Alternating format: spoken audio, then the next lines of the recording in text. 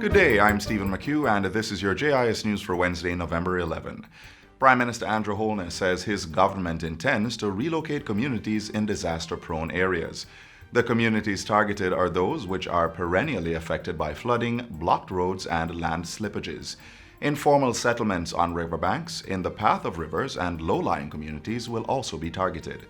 Mr. Holness says the relocation exercise will follow objective assessments of the need to move. But the question that we will have to answer in this House, and the Cabinet will have to answer, should we seek to relocate those persons, or should we seek to rebuild in the same spot? Whether or not we have lands available for relocation, and whether or not the properties were in fact in a river course, floodplain, or a marginal area. So I am just sounding the alarm, the warning now that we cannot have some of these communities continuing to exist in these areas in the face of the weather events that are projected to happen on a cyclical basis, because every 2 years you're going to have this crime. Prime Minister Holness was speaking during Tuesday's sitting of the House of Representatives. The House was updated on government's relief efforts in light of heavy rains in recent weeks. Prime Minister Andrew Holness says a $2 billion infrastructure rehabilitation program announced recently will start shortly. Mr. Holness says assessments will be done and priority given to clearing blocked roads, cleaning drains, and patching roads. The exercise will help to mitigate further damage to the island's road infrastructure. There is no doubt that many across the island are suffering from the inconveniences of various kinds of dislocations relating to damage to road infrastructure. I urge our people to be patient, as we cannot respond to all situations at the same time.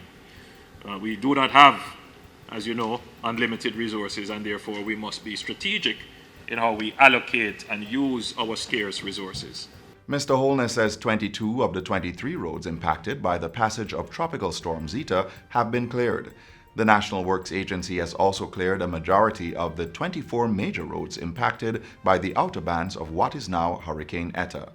The Ministry of Local Government and Rural Development says work has started to repair the $1.65 billion of damage done to parochial roads. Prime Minister Holness says 48 persons are currently in shelters across several parishes. The Jamaica Defense Forces Disaster Assistance Response Team has been deployed to Bull Bay, St. Andrew to help in recovery efforts. The Ministry of Agriculture and Fisheries has unveiled a $636.9 million emergency relief program for farmers. The allocation is aimed at assisting farmers who have been severely affected by recent flood rains. Losses are estimated at $2.5 billion, with St. Elizabeth, Manchester, St. Catherine, Clarendon, St. Andrew, and St. Thomas being most hard hit. In Parliament Tuesday, Portfolio Minister Floyd Green said the ministry would provide $616.6 million to the program. The remaining $30.3 million is being provided by private sector entities in the form of farm supplies.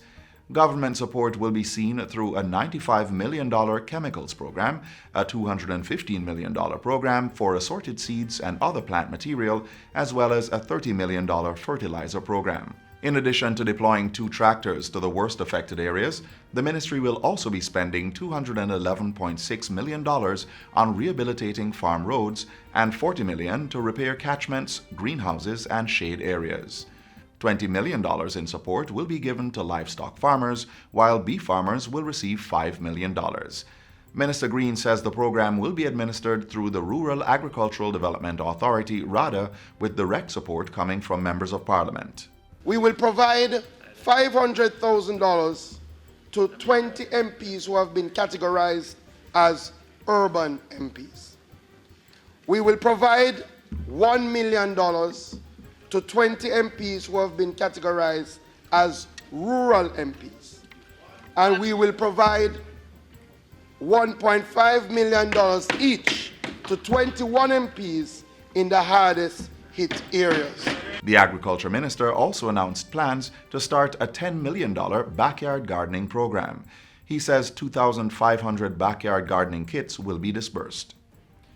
The Ministry of Education has launched its Own Your Own Device incentive program. It's aimed at helping 36,000 needy secondary and primary students who are not on the Program of Advancement through Health and Education PATH access learning devices. Portfolio Minister Fable Williams says families who earn $25,000 or less monthly will receive a $20,000 voucher to purchase a tablet or laptop. Parents or guardians can apply through an established website powered by eGov Jamaica or via a manual numbered application form available from their respective members of parliament or the ministry's regional offices.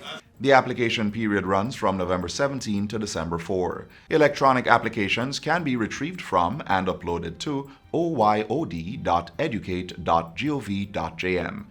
Manual application forms from members of Parliament can be sent to the Ministry of Education to the attention of Own Your Own Device program at 2 to 4 National Hero Circle, Building 1, Kingston 4.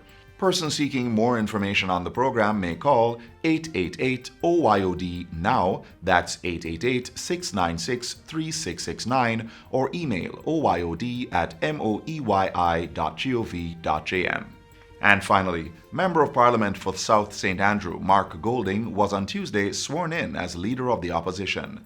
He was presented with the instrument by Governor-General Sir Patrick Allen during a ceremony at King's House. Mr. Golding vowed to serve effectively and resolutely in his new capacity. In Parliament, we must uphold our oath to defend the Constitution of Jamaica and always protect the interests of the Jamaican people.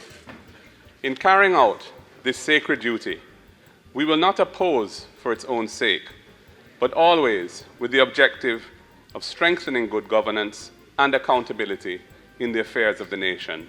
Mr. Golding takes over from Dr. Peter Phillips, who announced his intention to resign as opposition leader in September.